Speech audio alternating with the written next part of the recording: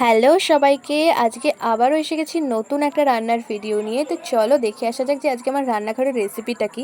Title আর thumbnail দেখে আশা করি বুঝেই গেছে যে কি রান্না হতে চলেছে, তবুও আমি আর একবার বলে দিই। আজকে আমার রান্নাঘরের রেসিপি হচ্ছে আমুদি মাছের কড়াই পাতুরি। আমুদি মাছের কড়াই পাতুরি বানানোর জন্য প্রথমেই আমি আমুদি মাছগুলোকে নুন হলুদে ভালো করে মেখে নিয়ে একটা পেস্ট বানিয়েছিলাম। পেস্টে দিয়েছিলাম হচ্ছে গিয়ে সর্ষে, জিরে আর সামান্য পোস্ত।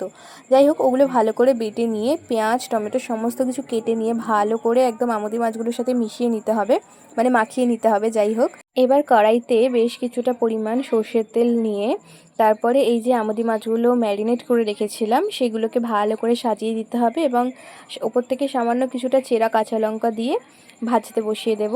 রান্নাটা এত টেস্টি হয়, এক থালা ভাত যে কখন শেষ হয়ে যাবে তোমরা বুঝতেই পারবে না।